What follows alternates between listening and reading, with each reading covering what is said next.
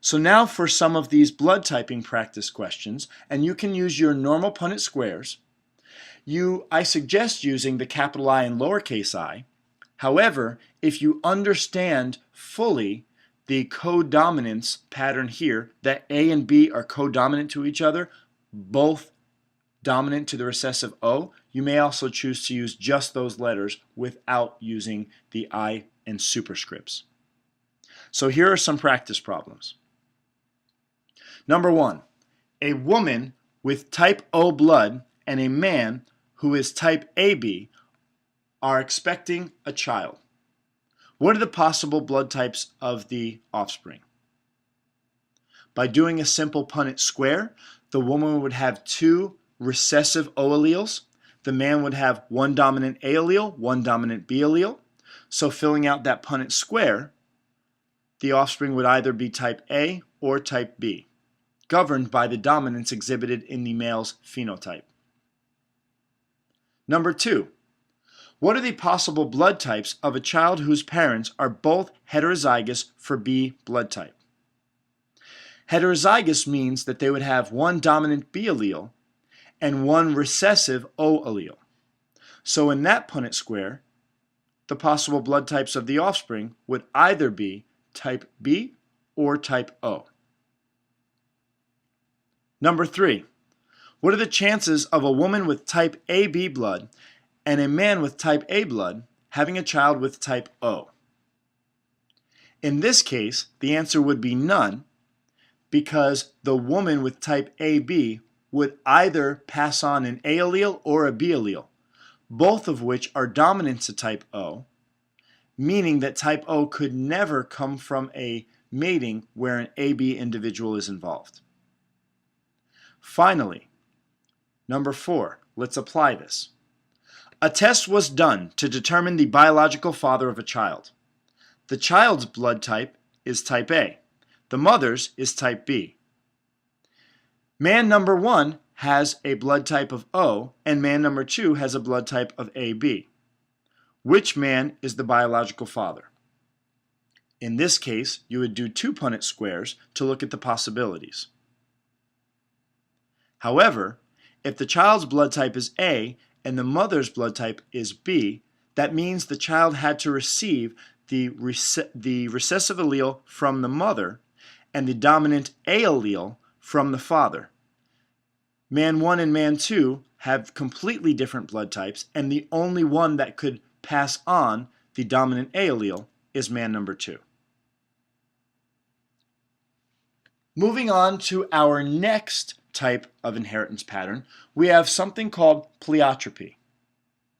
Pleiotropy is when we have multiple phenotypic effects from a gene. For example, pleiotropic alleles are responsible for the multiple symptoms of certain hereditary diseases, such as cystic fibrosis and sickle cell disease. In this case, an individual has one genotype that results in multiple phenotypes. And that's the idea of pleiotropy. There's not exactly a Punnett square that's different that we would do for pleiotropy. It's just when you recognize the pattern of an individual having multiple traits or multiple phenotypes that are governed by just one genotype. So the basic definition of pleiotropy would be one genotype equals multiple phenotypes. The next inheritance pattern is something called epistasis. In epistasis, a gene at one locus or location alters the phenotypic expression of a gene at a second locus or location. The most common example of epistasis is that of albinism. For example, in mice and many other mammals, coat color depends on 2 different genes. One gene determines the pigment color, and in this case, the Punnett square on the right, which is a dihybrid square, the capital B is for black and the lowercase b is for brown. The other gene, which they use a C, so obviously this is not my example, the capital C is for color and the lowercase c is for no color. That second gene determines whether the pigment will be deposited in the hair or not. So if there are two lowercase c's, the homozygous recessive individual actually stops the other gene from depositing the pigment, no matter if there is a coding for pigment. So dominance would be the capital B masking the lowercase b. However, epistasis shows us that two lowercase c's, the homozygous recessive individual for the second trait, would mask any of the first gene. And in the dihybrid cross at the right, there are 4 individuals that end up being albinos due to this inheritance pattern.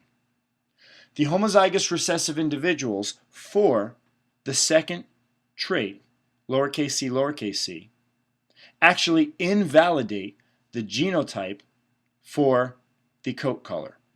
So it doesn't matter if they're capital B, lowercase b, or lowercase b, none of those individuals will show pigment because the second gene is interfering with the phenotypic expression of the first gene. And as I mentioned, this is very common when talking about albinism. Albinos actually have a genetic or genotype for coloration in the hair, in the eyes, and in the skin, all the pigments, but being an albino would turn off those other genes so that they are not expressed. So that's what epistasis is, an interference. The next inheritance pattern is kind of the opposite of pleiotropy. Pleiotropy was when one genotype resulted in multiple phenotypes. This inheritance pattern, polygenic inheritance, is the opposite, where you would have to look at multiple genotypes in order to determine a single phenotype. And that's inherent in its name. Poly means many, and genic refers to genes. So polygenic means many genes are involved. Many genes would determine one phenotype. So more than one gene pair contributes to the phenotype. The interesting part of this is that usually when a gene is polygenic in nature, each of the dominant alleles have an additive effect, which means the more dominant alleles that an individual has, there's an increase in the phenotype. Polygenic inheritance is common in traits that have great variation. So if we think about humans, there are many traits that have great variation. The ones that come to the forefront of our mind are hair color, eye color, skin color, and height. All of these are considered polygenic traits since we can't just look at one gene locus to determine those things. So even though we spoke in class about the example of brown eyes being dominant over blue eyes, eye color is actually a polygenic inheritance pattern because there are more than just brown and blue eyes. There are different variations of brown and blue. We have green and hazel, etc. The same thing for hair color, skin tone, and height. There are a few genetic disorders that are thought to be polygenic as well, including a cleft palate, clubfoot, diabetes, schizophrenia, allergies, and even cancer may have some type of polygenic inheritance. For this type of genetics problem, it's a little bit more difficult. If skin color were related to 3 gene pairs, we would use the letters A, B, and C. Remember that the dominant gene is what's producing, or the dominant allele is what's producing the pigment. So that means it's actually incompletely dominant to the recessive alleles. So the number of dominant alleles determines how much pigment is produced.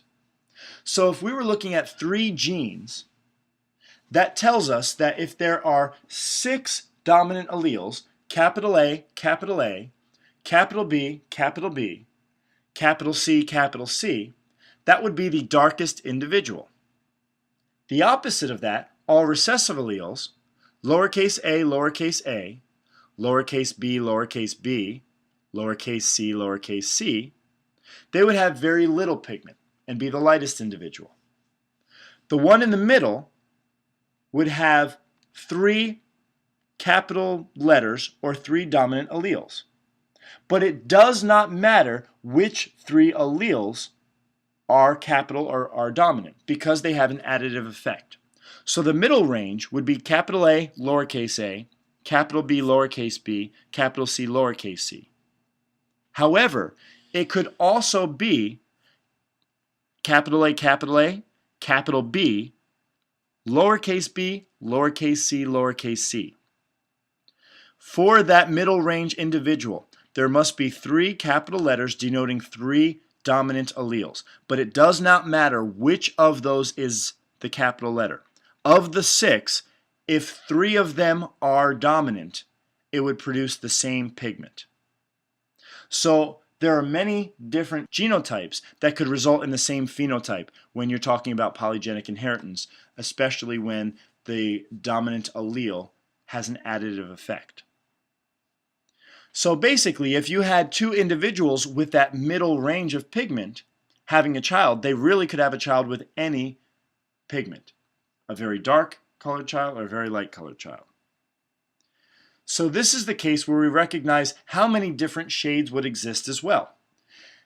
I'll tell you right now, skin color is not only 3 gene pairs, but if it were, there would be 7 different pigments available. All of the dominant alleles showing up, so 6 capital letters, is the darkest, 6 lowercase is the lightest, and you might think to yourself, 6 capitals, 5 capitals, 4 capitals, 3 capitals, 2 capitals, 1 capital. That's 6 different pigments there. But don't forget about the complete homozygous recessive individual, where there are 0 capitals.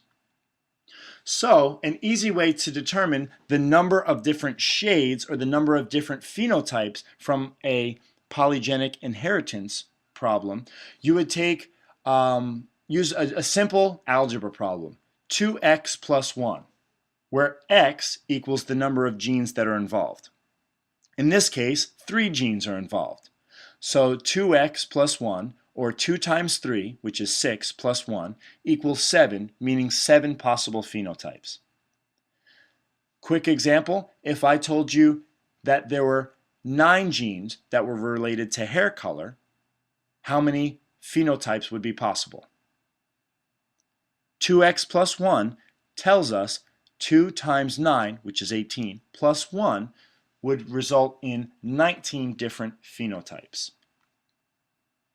The last of the inheritance patterns to talk about isn't really an inheritance pattern so much as recognizing that our genes are not the only thing that direct our physical appearance. Genes are also influenced by our environment. The example that I give you here is with temperature and Siamese cats. The darker colors on the extremities of the cat are actually due to a cooler body temperature. I think many of you realize that our limbs actually are cooler. That's why people have cold hands and cold feet, because the core of their body would stay warm, whereas their extremities would be a little bit cooler. Therefore, since the extremities are cooler, the gene that codes for production of the pigment only functions under those cooler conditions. This makes sense for this cat because a darker pigment would attract more light and produce more heat. So if those are the colder areas of the animal, it would attract more heat to warm up from the environment. So in this case, not only do the genes determine the phenotype, but the environment determines the phenotype as well. For humans, there are many things that we could think about where there's an environmental impact. Most notably, a lot of diseases have an environmental component, such as heart disease and cancer. If a person has a diet that is high in saturated fat and cholesterol, that may lead them to have heart disease. If an individual decides to smoke, they may have a higher risk of lung cancer.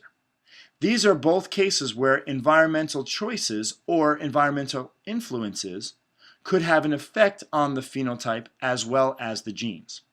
Yes, it is possible to have a genetic predisposition to heart disease or cancer, but there's no such thing as inheriting cancer or inheriting heart disease. You only inherit predispositions. You may have a family history, but the environment will influence that as well. We also see this sometimes with our hair and skin colors. The environment will influence it.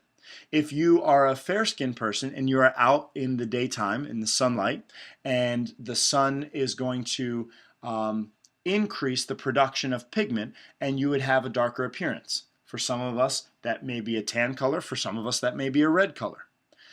Sunlight also has an effect on your hair color.